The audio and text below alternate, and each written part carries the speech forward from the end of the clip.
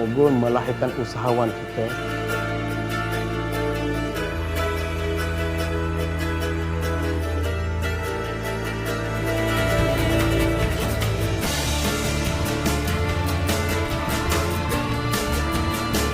Yang tapi syarikat yang abang tengok ni followers dia ramai kan. Pilihlah syarikat yang diyakini. Betul nilai emas ni naik. Kedai patuh syariah ni macam mana Ustaz? Saya ada buat pelaburan emas online. Ada pihak yang jual dina emas untuk pelaburan, apa hukumnya? Bila perlu bayar zakat emas ni?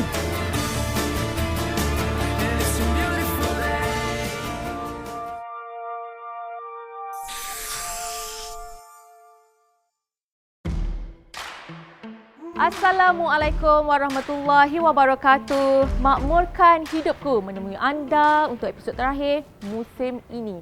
Sudah 10 episod kami kongsikan mengenai ilmu penyimpanan emas dan juga ilmu pelaburan emas. Sebagai tirai penutup, kita fahami konsep mengenai emas dan juga inflasi serta kaedah penyimpanan untuk jangka panjang.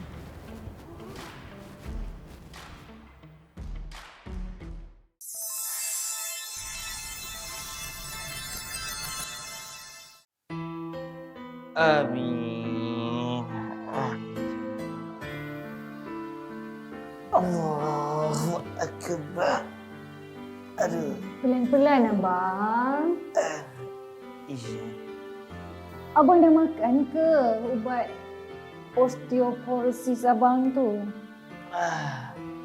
Dah yang alhamdulillah abang dah makan. Masya Allah Aisyah. Isteri abang ni daripada dulu jaga abang, jaga anak-anak, jaga keluarga kita. Sampai sekarang awak masih lagi macam ni. Alhamdulillah. Abang tak payahlah risau. Tak perlu nak ungkit-ungkit semua tu abang. Saya buat ni semua untuk keluarga kita. Demi Allah Subhanahu Wa Taala. Bukan apa sayang. Iyalah abang risau. Kok satu hari nanti abang sakit ke, abang dah tak ada ke, siapa nak jaga sayang?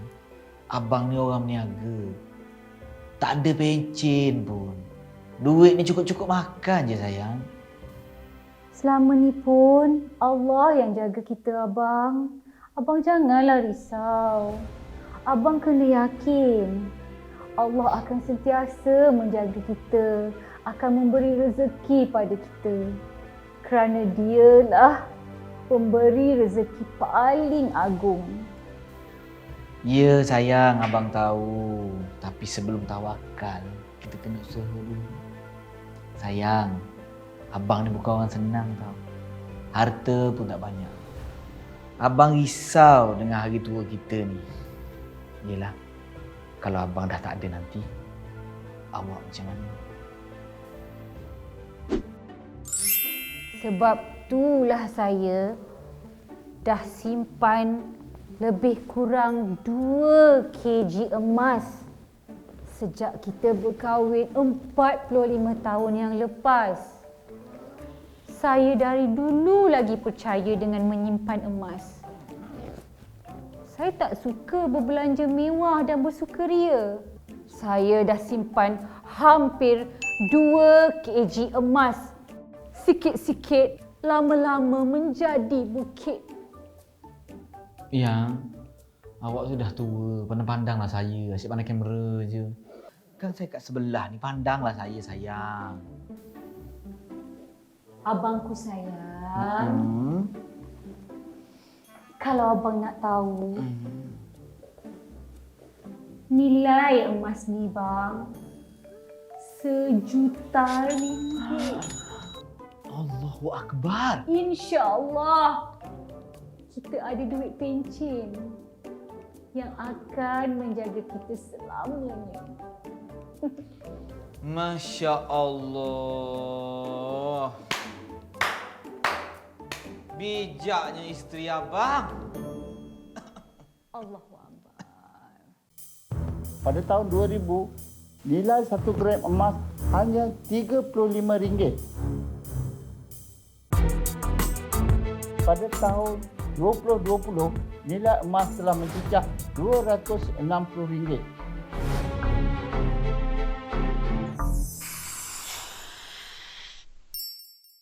Sebenarnya duit kertas yang kita gunakan pada hari ini tiada kena-mengena dengan emas sejak tahun 1971, iaitu setelah Amerika Syarikat memutuskan hubungan di antara emas dan US dollar. Mana pihak Amerika telah melanggar perjanjian Bretton Woods yang telah dipersetujui pada tahun 1944. Sejak daripada itu, wang kertas atau wang fiat tidak bersandarkan dengan sebarang aset fizikal atau emas. Sistem kewangan telah dimanipulasi dan mata wang mula dicetak tanpa sandaran emas. Sejak tahun 1971 juga, US dollar mula mencetak emas tanpa apa-apa cagaran. Keadaan ini telah mewujudkan inflasi dan menyebabkan kuasa beli dan nilai ringgit di negara kita khususnya sangat tidak stabil kerana ianya bersandarkan US dollar. Manakala harga emas yang mendata sejak 1500 tahun dulu, inflasi telah menyebabkan turun naik nilai mata wang. Contohnya, pada zaman Rasulullah, harga seekor kambing ialah 1 dinar iaitu 4.25 gram. Manakala selepas 1500 tahun, harga seekor kambing masih lagi 1 dinar iaitu seberat 4.25 gram dengan nilai RM1,300. Ini membuktikan bahawa nilai emas sangat stabil berbanding mata wang. Jadi sekarang adalah masa terbaik untuk kita membeli emas untuk simpanan di masa hadapan. Masa yang paling sesuai untuk membeli emas ialah sekarang. Saya beri contoh. Pada tahun 2000, nilai 1 gram emas hanya RM35. Dan pada tahun 2020, nilai emas telah mencecah RM260. Di mana telah berlaku kenaikan sebanyak 7 kali ganda. Bayangkan sekiranya kita membeli emas pada tahun 2000 dengan nilai RM100,000. Bermakna nilai emas yang kita miliki sekarang ialah sebanyak RM700,000. So, jangan berlengah lagi, belilah emas sekarang untuk masa hadapan anda.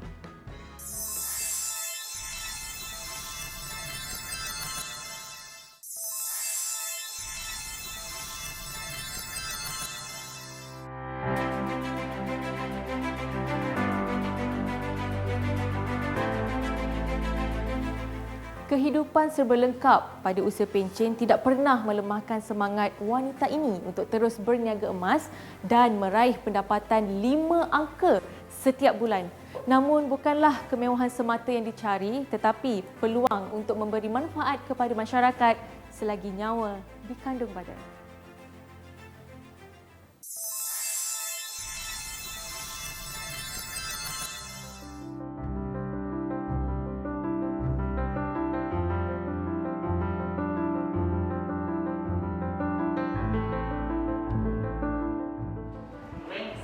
Assalamualaikum. Dengan nama Allah yang Maha Pengasih.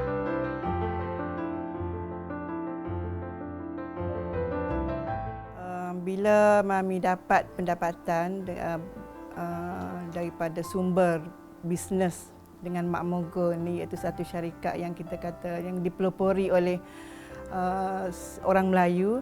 Jadi kami rasa begitu terujalah dengan kehidupan kita, dengan pendapatan kita yang telah sedia ada. Jadi bila bercampur dengan pendapatan yang diperolehi daripada perniagaan yang Mami buat tu, jadi kita rasa macam kita boleh menyumbang. Kita boleh menyumbang untuk masyarakat, untuk orang-orang yang memerlukan, terutamanya untuk golongan-golongan asnaf dan juga anak-anak yatim, murid-murid pasti dan sebagainya lah. Jadi kita tidak rasa macam kena kira lah duit itu boleh je lah keluarkan sebanyak yang kita rasa kita boleh bagi kepada sumbangan kepada mereka.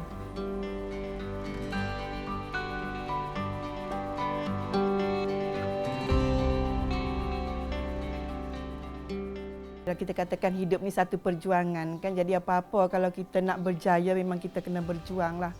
Kena sedar, kena tahu apa dia perjuangan yang harus kita buat. Dan nawaitu tadi tu yang penting. Nawaitu Mami bila pencen, Mami nak bersedekah kepada orang-orang yang memerlukan.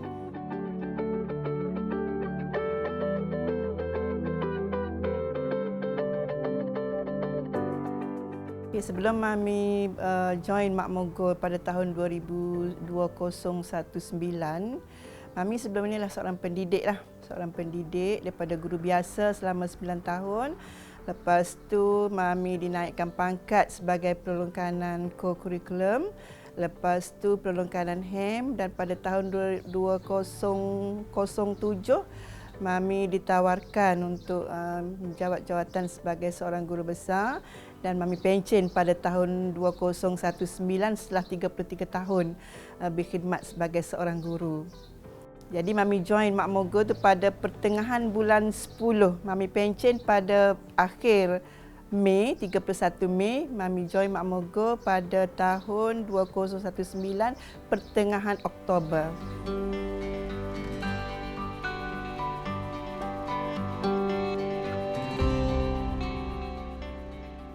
Selepas Mami pencen selama 5 bulan dengan rutin biasalah sebagai seorang suri rumah sepenuh masa lah kan. Jadi Mami tercari-cari juga sesuatu yang membolehkan Mami aktif sebagaimana biasa. Sebab Mami memang tak boleh duduk rumah, makan, masak, tidur, siram pokok bunga, menyapu lantai dan sebagainya. Mami kena cari sesuatu yang membolehkan Mami boleh bergerak cergas seperti biasa. Alhamdulillah lah setakat ni Mami masih lagi dikurniakan oleh Allah Ta'ala kesihatan yang baik. Jadi kenapa kita tidak melakukan sesuatu di saat itu?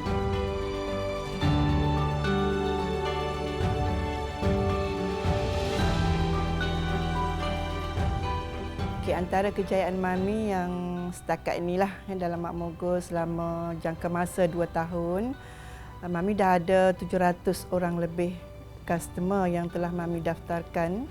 Dan Mami juga ada target lah, bila dah jadi macam ni kita pun set target lah untuk masa-masa yang akan datang. Jadi untuk tahun ini Mami cakap dengan Aida kita mesti ada 1000 orang customer yang berdaftar di bawah kita. Dan Mami ada seorang customer daripada Segamat yang sebagai customer yang aktif lah. Maknanya hampir setiap bulan dia beli emas, sama ada gelang atau cincin, rantai dan sebagainya. Dan dia senaraikan apa yang dia beli itu, 1, 2, 3, 4, 5, dah dekat 20 item. Di mana jumlah kalau ringgit Malaysia tu dalam 100,000 lebih. Seorang dia, seorang guru. Okay, Mami anggap customer ni sebagai sahabat baik kita. Dan alhamdulillah lah setakat ini ada yang dah jadi macam anak, ada yang dah jadi macam kakak, ada yang dah jadi macam cucu pun dah ada, yang belasan tahun tu pun dah pandai beli emas. Kawan-kawan Aida pun ada yang beli emas. Jadi satu hubungan yang baik sebenarnya yang harus kita bina lah dengan customer ni. Kita layan ajalah apa kehendak mereka. Nak beli cincin, nak tengok gelang, nak tengok rantai. Sebenarnya beli cincin 2 gram aja pun Mami tak kisah. Kita layan sebab customer kan. Mungkin hari ni dia beli cincin 2 gram. Sebulan nanti dia mungkin beli rantai tangan yang 10 gram dan seterusnya lah. Jadi kita jangan give up lah, kita jangan tanya tapi tak nak beli, tak boleh ada macam tu. Tak boleh ada perasaan macam tu dalam diri kita sebagai seorang orang berniaga. Ini yang Kak Aida punya. Ini yang Kak Ada punya. Apa ni Mami ni? Ini yang Cik Ni punya. Yang Cik Dah bayar sana ni lah. Okey. Tengok ni dulu. surprise ni. Okey, terima kasih bah. Terima kasihlah sudi datang ke Makmur Gold ni. Untuk kesekian kalinya. Terima kasih Mami. Okey. Kita bagus.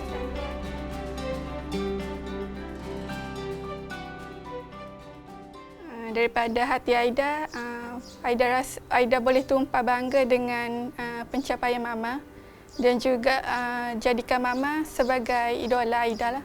Perancangan Aida dengan Makmur Gold untuk buat sale. Bila dapat sale yang tinggi, boleh join ahli koperasi lah. Atas nama Aida sendiri.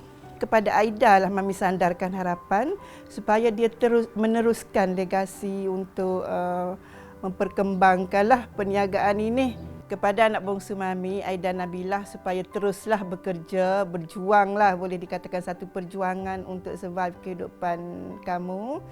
Dan teruskanlah bersama-sama dengan Makmur Gold. Selain daripada menjual emas, kami ada juga jual wafer gold dan juga bago. Jadi semua item tu berada di Makmur Gold.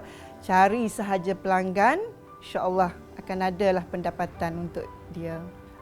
Mami harap sangatlah kepada Aida Nabila supaya meneruskan perniagaan ini sebagai satu peluang pendapatan untuk beliau dan juga supaya meneruskan apa yang Mami buat sekarang ni, memberi manfaat bukan sahaja untuk diri sendiri tapi juga orang lain.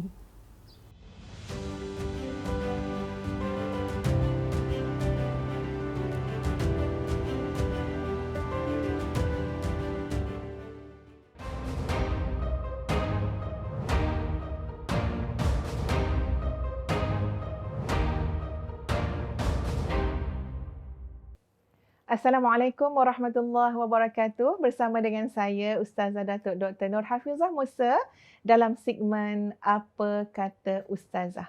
Jadi mari sama-sama kita lihat saudara-saudari sekalian soalan yang diberikan oleh sahabat kita semua kepada Ustazah. Soalan yang pertama. Ustazah, kalau zaman Nabi dulu guna dinar emas dan dirham, patutkah dunia ini berubah dan kembali menggunakan dinar dan dirham? So apa komen Ustazah? Masya Allah, subhanallah, tabarakallah, ahsanul khaliqin. Zaman Nabi SAW dulu, memang menggunakan dinar dan dirham.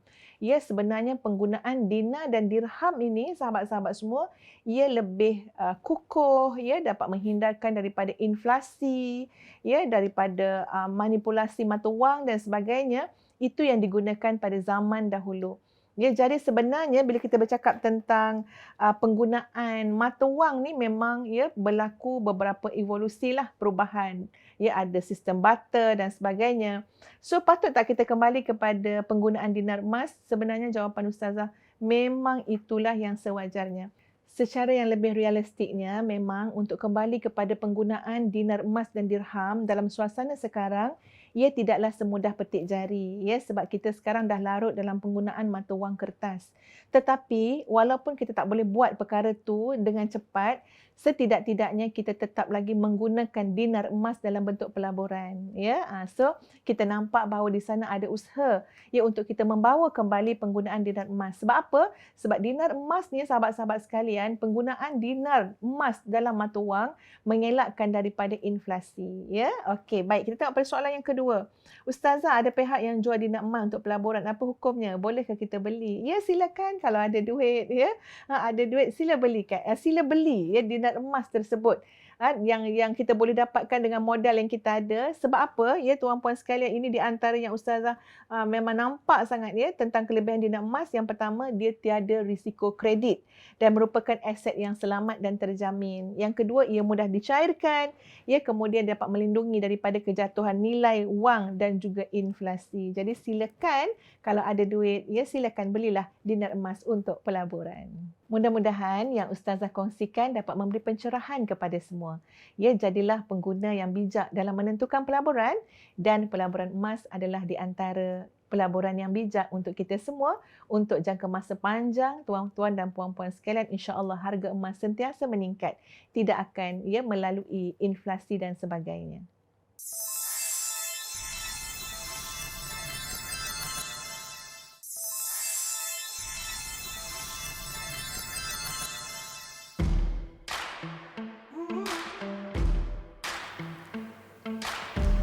Masih lagi bersama saya, Farah Hanim Razak. Selama 10 episod, kami kongsikan latar belakang, roh penubuhan dan pembangunan Koperasi Makmur Malaysia Berhad, Ko Makmur, yang kini menjadi pilihan rakyat Malaysia.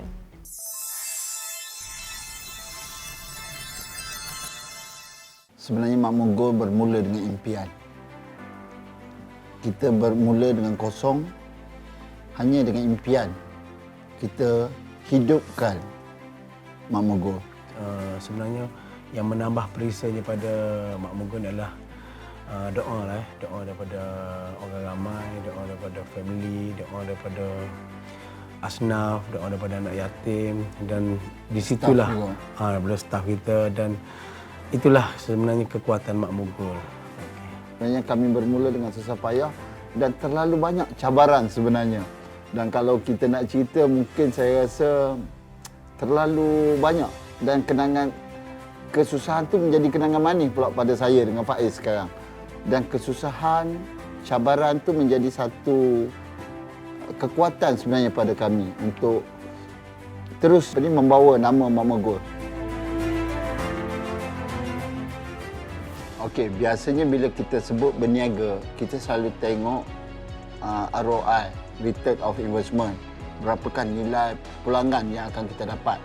Tapi di Makmur Gold, selain kita melihat ROI, kita juga melihat ROH. ROH ni adalah nilai dalaman yang kita akan dapat sebenarnya. Kami berniaga bukan untuk kami. Kami berniaga untuk semua. Kenapa Makmur Gold ditubuhkan ni? Sebab saya lama dalam dunia emas. Okey. Banyak-banyak token emas ataupun kedai emas dia tutup sikit industri ni dan banyak rahsia yang disimpan lah. Jadi saya macam mana Makmur Gold ni boleh bantu masyarakat. Masyarakat macam mana untuk berniaga emas dengan modal tak besar. Jadi situlah impian kita nak bantu selama mungkin orang, dan alhamdulillah sampai kali ini ramai yang dapat manfaat dan ada yang income sampai 10-15 ribu sebulan. Dan alhamdulillah hari ini dengan hampir 4,000 usahawan emas yang ada dengan Makmur Gold, dan mereka telah memperolehi pendapatan 4-5 ribu sebulan. Dan ramai di kalangan mereka dah lebih daripada 10,000 juga. Jadi itulah roh yang kami maksudkan.